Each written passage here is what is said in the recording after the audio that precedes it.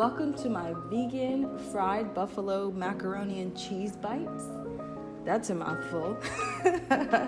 Let's jump into this recipe. You're gonna enjoy it. So I'm getting started here with some softened butter. If you are making your own buffalo sauce at home, all you need is 2 ingredients, your preferred hot sauce and some softened vegan butter. Here I am using the Frank's Red Hot sauce, and I'm just going to whisk this in increments rather than pouring it in all at one time and risking lumps. I just do it in small batches, and as you can see here, it comes together very nice. It gets nice and creamy, stays thick, and it's good to go.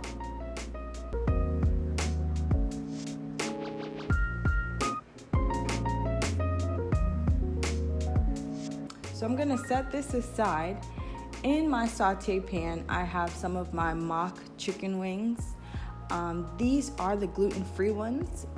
You can fully cook these in the saute pan if you add some more oil, but I chose not to, and I finished these off in the oven.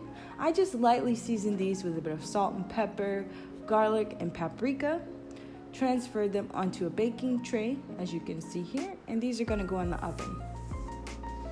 Now these are well seasoned already, but just for the outside mock skin, I want to make sure it's nice and flavorful.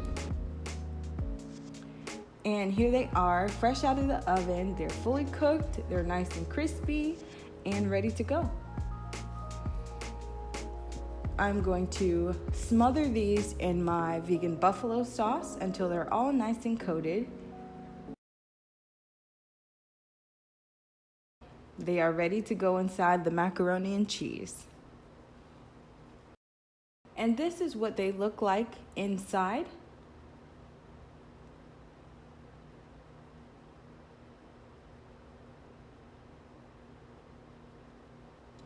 For the full recipe, be sure to click the link in the description box below. It will be posted on my website.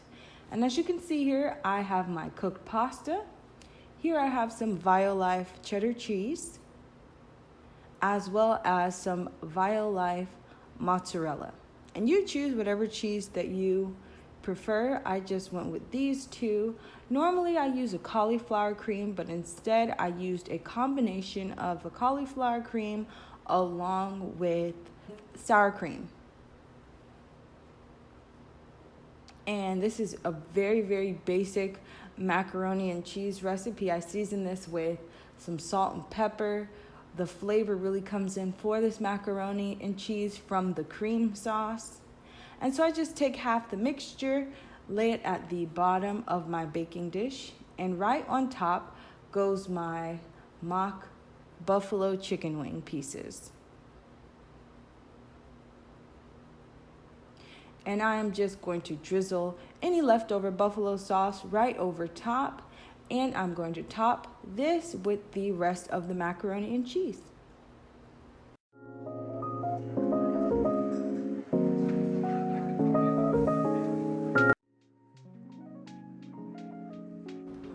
And this is what it looks like. I'm just going to cover this and bake it, and voila, this is it. This is what it looks like.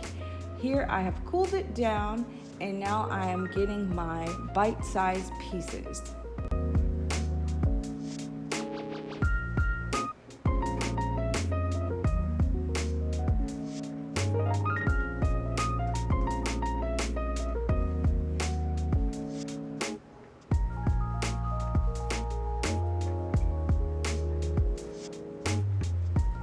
Make sure that your macaroni and cheese is fully cooled or even partially frozen before you go into this step. Here now, I start my breading procedure. I am making some vegan mock egg, and this is the Bob's Red Mill brand of an egg replacer. You do not have to use that if you have flaxseed. You can use that if you have that at home and ready to go. You can also use some potato starch. There are plenty of other alternatives to using a mock egg substitute besides the Bob's Red Mill egg replacer, so just keep that in mind. I also have here my seasoned flour mix, as well as my panko breadcrumbs. Everything here is gluten-free, so it's to your preference.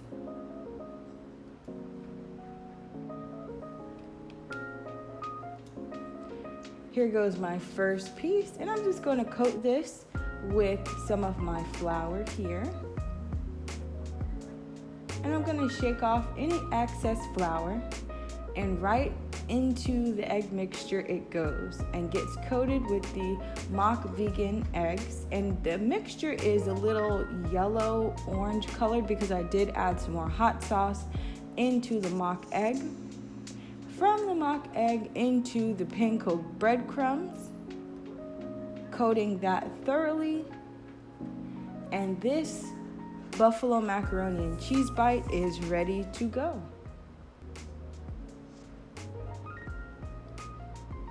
And so I just repeat the breading procedure, as you can see here, until everything is nice and coated.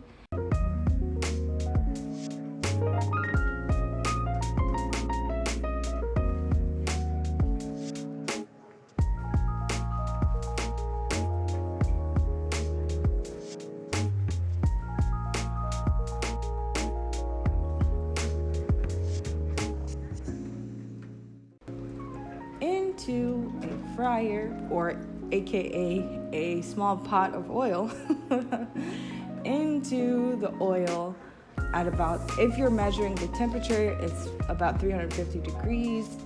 I fry these until they're nice and golden brown. This particular brand of gluten-free breadcrumbs is not the best in getting the color that you want, so I will have more details on that listed in the recipe post on just different versions or different brands you can purchase to get the best outcome for your fried buffalo macaroni and cheese bites. And as you can see, this is what they look like. They are nice and crispy, they're hot, they're cheesy, they're gooey, they're kind of meaty from that little bit of vegan chicken layer in the middle. Here I have some extra buffalo sauce just for dipping. And that's it. I hope you enjoyed this recipe, and I will see you next time.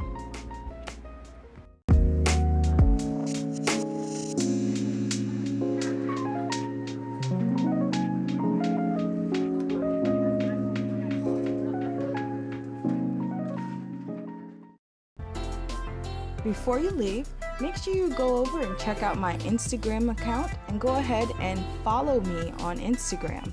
I would love to see your food pictures, so make sure you tag me in any of your vegan food pictures, and check out some of my other videos. I have a couple linked in the description box below.